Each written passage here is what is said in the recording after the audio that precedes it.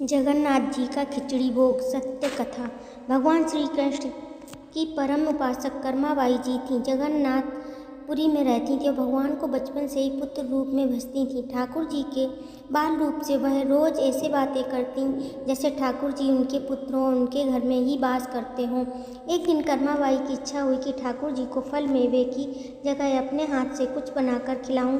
उन्होंने जगन्नाथ प्रभु को अपनी इच्छा बतलाई।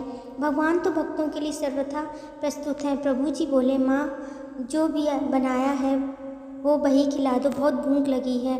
कर्माबाई ने खिचड़ी बनाई थी। ठाकुर जी को खिचड़ी खाने को दे दी। प्रभु बड़े चाव से खिचड़ी खाने लगे और कर्माबाई ये सोचकर भगवान को पंखा झलने लगी कि कहीं गरम खिचड़ी से मेरे ठाकुर जी का मुंह न जल जाए। संसार को अपने मुख में समाने वाले भगवान को कर्माबाई एक माता की तरह पंखा कर रही थी और भगवान भक्त की भावना से में भाव विभोर हो रहे थे। भक्त वत्सल भगवान ने कहा, माँ मुझे तो खिचड़ी बहुत अच्छी लगी, मेरे लिए आप रोज़ खिचड़ी ही पकाया करें, मैं तो यही आकर खाऊंगा। अब तो कर्माबाई जी रोज़ सुबह उठती और सबसे पहले खिचड़ी बनाती, बाकी सब कुछ बाद में करती थी। भगवान भी सुबह सवेरे दौड़े आते ही कहते, माँ जल्दी से प्रिय खिचड़ी लाओ। प्रतिदिन का यही क्रम बन गया। भगवान सुबह सुबह आते, भोग लगाते और फिर चले जाते। एक बार एक महात्मा कर्माबाई के पास आया। महात्मा ने उन्हें सुबह सुबह खिचड़ी बनाते देखा तो नाराज होकर कहा, माता जी आप ये क्या कर रही हैं? सबसे पहले नहा धोकर पूजा पाठ करनी चाहिए, लेकिन आपको तो पेट की चिंता सताने लगती है। कर्माबाई बोली, क्या करूं महाराज जी, संसार जिस भगवान की पूजा अर्चना कर रहा होता है वही सुबह सुबह भूखे आ जाते हैं, उनके लिए ही तो सब काम छोड़कर पहले खिचड़ी बनाती हूँ। महात्मा ने सोचा कि शायद कर्माबाई की बुद्धि फिर गई है, यह तो ऐसे बोल रही जैसे भगवान इसकी बनाई खिचड़ी के ही भूखे बैठे हुए हों। महात्मा कर्माबाई को समझाने लगे, माता जी तुम भगवान को अशुद्ध कर रही हो। सुबह स्नान के बाद पहले रसोई की सफाई करो, फिर भगवान के लिए भोग बनाओ।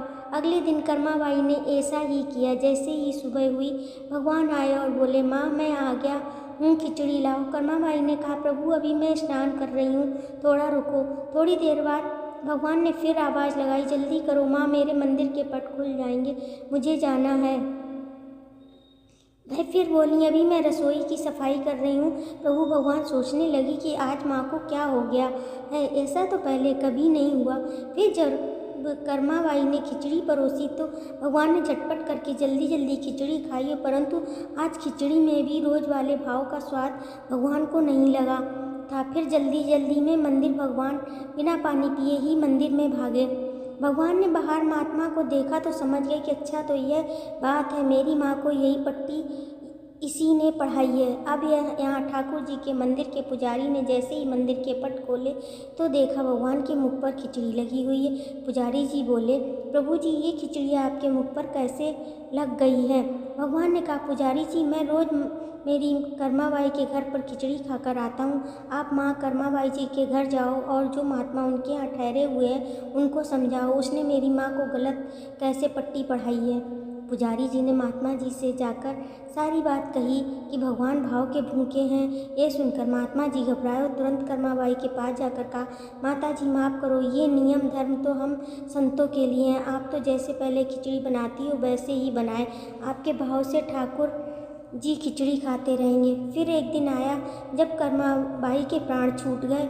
उस दिन पुजारी ने मंदिर के पट खोले तो देखा भगवान की आंखों में आंसू हैं, प्रभु रो रहे हैं। पुजारी जी ने रोने के कारण पूछा तो भगवान बोले, पुजारी जी आज मेरी माँ कर्माबाई इस लोक को छोड़कर मेरे निज लोक को विदा हो गई, अब मुझे कौन खिचड़ी बनाकर खिलाएगा? पुजारी ने कहा, प्रभु जी आपको माँ की कमी महसूस नहीं होने देंगे, आज के बाद आपको सबसे पहले खिचड़ी का ही भोग लगेगा। इस तरह आज भी जगन्नाथ भगवान की खिचड़ी का भोग लगाया जाता है। जय जगन्नाथ।